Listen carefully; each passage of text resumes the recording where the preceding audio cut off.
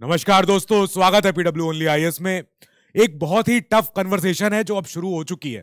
क्या हुआ है कि वीडेम एक इंस्टीट्यूट है जो स्वीडन से बेस्ड है और इसका नाम है वैरायटीज ऑफ डेमोक्रेसीज। अब ये वीडेम इंस्टीट्यूट हर साल 179 कंट्रीज को इवैल्यूएट करता है और रैंकिंग निकालता है। ये बताता है कि जो डेमोक्रेसीज हैं पूरे विश्व में वो किस लेवल पे है, कौन कौन इंप्रूव कर रहा है, कौन डिक्रीज कर रहा है। इंडिया का स्टांस इसमें हमारा डाउनग्रेड हुआ है। हम कई पायदान नीचे आ चुके हैं, हम बहुत पीछे हैं, 104वें स्थान पर है। और पता है ये इंपॉर्टेंट क्यों है? जब हमारा कंपैरिजन होता है यहां से, हमारे कंपैरिजन में आ रहे हैं नाइजर, हमारे कंपैरिजन में आ रहे हैं आइवरी कोस्ट के। ऐसी रिपोर्ट जब ये बताती है कि इंडिया का स्टैचर डेमोक्रेसी के हिसाब से इन दोनों के बीच में है, नाइजर से हल्के से पीछे, आइवरी कोस्ट से जरा सा अच्छे हैं हम। तो अब ये समझना बहुत जरूरी है कि हम कब तक ऐसे डिस्कशन से बच के भागें। कई बार जयशंकर सर ने बोला भी है कि हम वेस्ट का ये वाला गेम खेलेंगे ही नहीं। हम ऐसी रिपोर्ट्स को नहीं मानते हैं, हम नहीं मानते हैं ये चीज को, ये चीज अब जो रिपोर्ट है बायस्ड है, जो भी है, कुछ भी है, पर रिपोर्ट तो आई है। और रिपोर्ट खाली स्वीडन की नहीं है, यूएस का भी एक इंस्टीट्यूट है, फ्रीडम इंस्टीट्यूट, उसने भी इस रिपोर्ट को ही बोला है कि हमने भी इसमें अपना इनपुट दिया है, हमने भी इसकी पढ़ाई करी है और जो रिपोर्ट आई है वो फैक्चुअल है, डेटा के साथ है। तो अब क्या है ये रिपोर्ट, इस रिपोर्ट में क्या इंडिकेटर यूज हुए हैं, क्या पैरामीटर यूज हुए हैं, जानना बहुत जरूरी है। रीजन बीइंग, पहली बात तो हमारा इलेक्शन, इस साल हमारा इलेक्शन ईयर है और जब हमारे इलेक्शन, हमारा डेमोक्रेसी का त्योहार है, इस समय जब ये रिपोर्ट आती है जहां पे इंडिया का स्टैचर डाउनग्रेड किया जा रहा है, जबकि हम सबसे बड़ा, विश्व में सबसे बड़ा इलेक्शन करवाते हैं। इलेक्शन कमीशन ऑफ इंडिया के ऊपर इतनी ज्यादा जिम्मेदारी होती है कि उनको 90 करोड़ वोटरों को इलेक्शन करवाना था पिछली बार। अब उस समय ऐसी रिपोर्ट आना जिसमें यह बोलना कि इंडिया जो है बहुत ही ज्यादा कमजोर पायदान पर है, बहुत ही ज्यादा वीक पोजीशन पे है। वीक पोजीशन पता है कितनी वीक?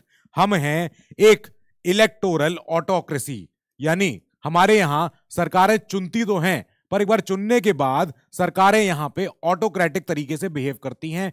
हमारे यहां अभी भी ऐसा रूल चलता है कि बस जो है ऊपर, अब जो कुर्सी पे बैठा वो बैठा ही है, तो अब उन्हें कोई फर्क नहीं पड़ रहा है। इसीलिए वीडेम यानी कि वैरायटीज ऑफ डेमोक्रेसी, ये जो रिपोर्ट निकाल के ये इन्होंने दी है कि ऐसा नहीं है कि इंडिया की पोजीशन डेमोक्रेसी के हिसाब से बहुत ज्यादा अच्छी है। जो इंडिया की पिक्चर दिख रही है, that picture is absolutely disheartening and it's awakening, कि आपको जागना चाहिए, अब बात करनी चाहिए। यहाँ पे इंडिया का जो इस समय का, जो उन्होंने बताया कि जो आपके यहाँ जो, और साथ ही पूरे एशिया में भी जो इस समय हाल है वो 1975 जैसा है। मतलब 1975 में जब इमरजेंसी लगी थी उस समय के हिसाब से, जब वियतनाम वॉर होके खत्म हुई थी, तब जाके जो सिचुएशन थी कि बोलने की आजादी नहीं है, प्रेस फ्रीडम नहीं है, ये नहीं है, वो नहीं है, वैसा ही स्टेट आज इंडिया जी रहा है, पर एक डिजिटल युग में जी रहा है। तो अब ये क्या बात है, ऐसा क्या है कि भैया दुनिया की आधी से ज्यादा आबादी जब इस समय ऑलरेडी एक ऑटोक्रेटिक संस्थानों के अंडर रह रही है, जी रही है, खाली इंडिया की बात नहीं हो रही है, विश्व में आधी से ज्यादा, हाफ से ज्यादा आबादी है जो इस समय ऑटोक्रेटिक सरकारों के नीचे रह रही है। ऑटोक्रेटिक क्या होते हैं? ऑटोक्रेटिक होते हैं जो सरकार एकदम बस ये सोच ले कि अब हमें कौन हटाने वाला है, अब जो करना अपने मन की करो, कोई फर्क नहीं पड़ने वाला। तो जब आधी ज्यादा आबादी पूरे विश्व की जब ऑलरेडी ऐसे में जी रही है, तो इंडिया क्यों स्पेसिफिक टारगेट हो रहा है? रीजन बीइंग कि इंडिया 35% ऐसी पॉपुलेशन दिखा रहा है इन लोगों में से जो इसमें जी रहे हैं। इंडिया पे ही सबसे ज्यादा फोकस है क्योंकि इंडिया की पॉपुलेशन बहुत ज्यादा है। अब यहां पे 2.8 बिलियन पीपल, इन्होंने कहा कि ये लोग हैं जो ऐसे संस्थानों के नीचे हैं जो कि भैया बहुत ही ज्यादा ये संस्थान ऑटोक्रेटिक है। ठीक है, अब यहां पे ये ऐसे 42 कंट्री हैं ये पूरे विश्व में जो जहां पे 50% पॉपुलेशन है जो ऐसे जी रही है। अब इसमें से 35% ये पूरी है विश्व की आबादी एक्चुअली जो ऐसे जी रहा है, और उसमें से इंडिया, क्योंकि इंडिया की पॉपुलेशन जो है वर्ल्ड की 18% है, 140 करोड़ लोग अगर ऐसी एक ऑटोक्रेटिक संस्थान के अंदर जी रहे हैं, तो फिर ये सोचने वाली बात है कि ऐसा क्यों है। इंडिया को बहुत ही बोला गया है खराब शब्दों में, वन ऑफ द वर्स्ट ऑटोक्रेटाइजर्स, के यहां पे सबसे ज्यादा जो है, एक तो पॉपुलेशन जब इतनी ज्यादा है तो यहां पे, और इंडिया का जो डेल्टा इतना ज्यादा गिरा है, ये जो ग्राफ आपको दिख रहा है, ये ग्राफ बहुत ही ज्यादा डेल्टा बता रहा है कि आप कितने ज्यादा पायदान से गिरे हो, आप कितने ज्यादा डिफरेंस से पीछे हो रहे हो। तो ये गलत है। इंडिया का ग्राफ, इंडिया यहां से शुरू होते होते 2003 से लेके 2023 में आते आते हम यहां आ गए। ये ग्राफ बहुत ही खराब है। ये ग्राफ यही बता रहा है कि इंडिया की सिचुएशन जो है ठीक नहीं है। अब कैसे इन्होंने ये रिपोर्ट निकाली, किस तरीके से ये लोग आए हैं इस रिपोर्ट के पास, क्या इनके पास इंडेक्सेस हैं, क्या क्या इनके पास पैरामीटर है, देख लेते हैं एक बार। तो इनका एक सबसे बड़ा पैरामीटर होता है liberal democracy index. Liberal democracy index दोनों चीजें काउंट करता है। क्या क्या करता है? इलेक्टोरल डेमोक्रेसी काउंट करता है और लिबरल कंपोनेंट इंडेक्स, ये इन दोनों को मिला के बात करता है। इंडिया की यहां पे रैंक है 104। ये लास्ट इनकी जो फाइनल रिजल्ट निकला है वो हमारा 104 हमारा स्थान ये आ गया। अब 104 स्थान के साथ इंडिया का स्कोर है 0.28। अच्छा, ये क्या हुआ सर? इससे क्या समझ में आया? समझ में इससे ये आया कि जो इंडिया के अलावा पाकिस्तान है, पाकिस्तान 119 पे है, 119 रैंक पर है और पाकिस्तान का स्कोर है 0.21। कितना फर्क है? क्या ही फर्क है ये, मतलब हमसे बस 15 कंट्री पीछे पाकिस्तान है। तो पाकिस्तान जहां पे अभी इलेक्शन हो गए भी, वहां कुछ सरकार का भी पता नहीं है, शहबाज शरीफ बनेंगे कि कौन बनेंगे, जरदारी बनेंगे, देखा जाएगा। तो अब पाकिस्तान से और हमारा कंपैरिजन बहुत ज्यादा, डेल्टा बहुत ज्यादा नहीं बचा है। अब इनके अलावा क्या और क्या है? इगैलिटेरियन कंपोनेंट इंडेक्स है। अच्छा, ये क्या बताता है? ये बताता है कि क्या समाज के सारे वर्ग, समाज के सारे सोशल ग्रुप्स इक्वली पार्टिसिपेट करते हैं डेमोक्रेसी में या नहीं करते हैं। फिर इसके अलावा पार्टिसिपेटरी कंपोनेंट इंडेक्स, कि यहां पार्टिसिपेशन जो हो रहा है by all the citizens in all the spheres in all the political process is favourable. यहां पे इंडिया की रैंकिंग आई है 103। ठीक है, अच्छा, अब यहां पे इक्वालिटेरियन कंपोनेंट में इंडिया की रैंकिंग है सबसे लोएस्ट, 137 के स्थान पे, बहुत ही खराब। फिर इंडिया की रैंकिंग आई है जो लिबरल कंपोनेंट इंडेक्स है, इसमें 92, थोड़ा सा इंप्रूवमेंट है हमारा यहाँ पे। अब जो इलेक्टोरल डेमोक्रेसी इंडेक्स है, यहां पे भी इंडिया की रैंकिंग कोई अच्छी नहीं है, बहुत मतलब एवरेज ही है, एवरेज से भी नीचे है। तो यहां पे हम बॉटम 40s में आते हैं, वेरी बैड अगेन। तो ये नॉन परफॉर्मिंग अपने पैरामीटर्स हैं जो खराब हैं। अब कोई परफॉर्म कर रहा भी है यहां पूरे एशिया में, यस, एक छोटू सा हमारा पड़ोसी भूटान अच्छा परफॉर्म कर रहा है। भूटान कहता है कि हमारे यहां हम इकलौते हैं जो इस रिपोर्ट के हिसाब से हम लिबरल डेमोक्रेसी में जी रहे हैं। लो, अब आप ये देखो कि ये है साउथ एंड सेंट्रल एशिया की पॉपुलेशन वाइज, मतलब ये लोगों द्वारा, जनसंख्या द्वारा, पॉपुलेशन वाइज ये एक पाई चार्ट है जो ये बता रहा है कितनी पॉपुलेशन कौन से डेमोक्रेसी में रह रही है, इलेक्टोरल डेमोक्रेसी है या डिक्टेटरशिप है या क्या है। तो साउथ सेंट्रल एशिया की सबसे जो हाईएस्ट पॉपुलेशन है, ऑफ कोर्स इंडिया की वजह से 93% पॉपुलेशन है जो इलेक्टोरल डेमोक्रेसी ऑटोक्रेसी में रह रही है। ठीक है, अब इसके अलावा एक 4%, एक 3%, जो 3% जो एक्चुअली कोई ब्लू है तो वो है अकेला बेचारा भूटान। इसके अलावा आर्मेनिया, जॉर्जिया मिला के तब जाके 4% पॉपुलेशन बन रही है इधर। अच्छा, ठीक है। फिर ईस्ट एशिया पैसिफिक में 68% है जो हमारी तरह हैं, 9% है जो अच्छा खासा थोड़ा परफॉर्म कर रहे हैं, थोड़ा सा उनकी नंबर्स उनके अच्छे हमसे। अच्छा, ठीक है। अब हमारा जो कंपैरिजन यहां हो रहा है, आप ये देखो हमारा कंपैरिजन किस रेंज में है, किस कैटेगरी में हो रहा है। Bangladesh, Pakistan, Kazakhstan, Afghanistan, Turkmenistan, Uzbek, इन कंट्रीज में जो कि ऑलरेडी क्लोज्ड ऑटोक्रेसीज हैं, उनके साथ हमको बिठा दिया गया है कि ऐसी क्लोज्ड ऑटोक्रेसीज के साथ ही हम इलेक्टोरल ऑटोक्रेसी भी बैठी हुई है। कम से कम हमारे यहाँ इलेक्शन तो हो रहे हैं, वहां तो इलेक्शन भी नहीं हो रहे हैं। अच्छा, ठीक है, ये बोला गया। फिर इसके बाद ये बताया गया कि क्या है कारण, ऐसे कुछ हो सकते होंगे, कारण तो बताओ पहले। अगर पैरामीटर्स आ रहे हैं, ये नंबर्स हैं, then what are the reasons for it.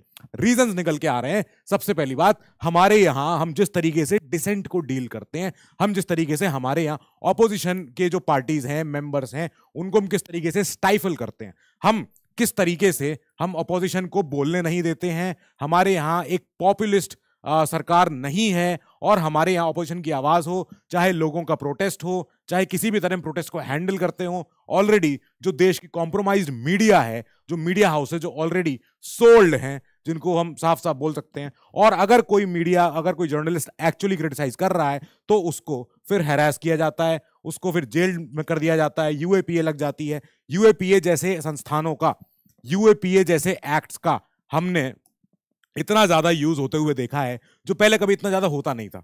अब ये सारे ही ये सब फैक्टर्स हैं जो ये बता रहे हैं कि इंडिया जो है अच्छे सिचुएशन में नहीं है। अब साथ ही हमको कहां और किस कैटेगरी में रखा गया है, आप ये पिक्चर्स देखिए। Myanmar, Thailand, Belarus, Iran, Afghan, इन कंट्रीज में हमको यहां पे रख के ये बताया जा रहा है कि इंडिया में जो एक पॉपुलेशन, जो प्रॉब्लम और भी ज्यादा बढ़ रही है, वो है कि इंडिया हो गया है internet shutdown capital of the world. कि हमारे यहां पे सबसे ज्यादा इंटरनेट का शटडाउन हुआ है, क्लैंप डाउन हुआ है इंटरनेट की आजादी पे। पाकिस्तान भी हमसे सेकंड नंबर पे है, उससे नीचे इराक, सीरिया, टर्की, कॉन्गो, ऐसे देश जो जहां पे चलो डेमोक्रेसी का ज्यादा मतलब है नहीं, पर इंडिया उसमें सबसे ऊपर आ रहा है because of internet shutdowns. It's not a good number, it's not a good picture, absolutely not. अब फिर यहां पे सोशल मीडिया का कंट्रोल, कि हमारे यहाँ बांग्लादेश, गिनी बिसाऊ, ऐसे ऐसे छोटे छोटे देश हैं, गाम्बिया, निकारागुआ, म्यांमार, रशिया, इन कंट्रीज के साथ हमको कंपेयर किया जाता है when it comes to social media पे कंट्रोल। कि अभी अभी हमें याद है हाल में ट्विटर के जो ओनर हैं, फाउंडर तो नहीं, जो इलॉन मस्क जी, तो उन्होंने बोला था कि इंडियन गवर्नमेंट ने हमसे बोला है फार्मर प्रोटेस्ट के चक्कर में कुछ अकाउंट्स को सील करने के लिए, कुछ अकाउंट्स को बंद करने के लिए और कुछ पोस्ट को डिलीट करने के लिए। ऑल्दो हम कंप्लाई कर रहे हैं, ठीक है, पर हम इस बात से नाखुश हैं, हम इस बात से अग्री नहीं करते हैं कि सरकार हमें बाध्य कर रही है अपने देश में ऐसे कुछ ट्वीट ना होने देने से। अब उसके अलावा हमें याद है कि पुंछ में, अभी जम्मू कश्मीर में जो कारवान है, जो अभी रिपोर्ट किया था कि एक आदमी को आर्मी की कस्टडी में जब उनकी मृत्यु हो जाती है, जब उनकी डेथ हो जाती है। All of these numbers, all of this picture leads to one question, इससे क्या हो गया? तो इससे क्वेश्चन का आंसर ये मिल रहा है कि हम जो नंबर्स हम प्रोड्यूस कर रहे हैं उसका इंपैक्ट ग्लोबल होता है। आपको बताऊं कैसे? आप देखना, एक नंबर आपको समझ में आ जाएगा। 2012 से 2022, ठीक है, इस दौरान क्या हुआ है देखते हैं। अगर हम पूरे विश्व का नंबर देखें तो 0.53 से गिरावट हुई है 0.50, ठीक है, बहुत ज्यादा नहीं है, 0.03 का फर्क है। ओके, समझ में आया। अब अगर हम सारी कंट्रीज को इक्वल हमने एक लेवल पर रखा है और फिर वहां से नाप के देखा है 2012 से 2022 के बीच में क्या हुआ है, जब हम पॉपुलेशन के हिसाब से वेट करते हैं, पॉपुलेशन के हिसाब से, जनसंख्या के हिसाब से, तब नंबर का जो फॉल है वो कितना है? 0.54 से 0.41। अच्छा, ठीक है, ओके, थोड़ा सा ज्यादा दिख रहा है ये, यानी कि 0.13 का फर्क हुआ है, जो डेल्टा बढ़ गया है, ठीक है। अब अगर आप इंडिया को हटा दो इस नंबर में पॉपुलेशन के हिसाब से, तो जो डेल्टा है वो पता है क्या है? 0.46 से 0.41, 0.05 का डिफरेंस आ रहा है। अगर इंडिया को हटा दिया जाए और इंडिया को जोड़ दिया जाए, तब ये डेल्टा बहुत लंबा जा रहा है, 0.54 से 0.41। यानी कि इंडिया की वजह से, इंडिया में जो डेवलपमेंट होता है वो ग्लोबली इंपैक्ट करता है, हर किसी को, हर तरफ जाके इंपैक्ट होता है। इंडिया खुद को प्रोजेक्ट करता है कि एक हम उभरते हुए सुपर पावर हैं, हमारे यहाँ इन्वेस्टमेंट आना है, हमारे यहाँ जॉब्स आने, हमारे इंटरनेशनल सारा मार्केट हम एक्सपोर्टर बनने वाले हैं।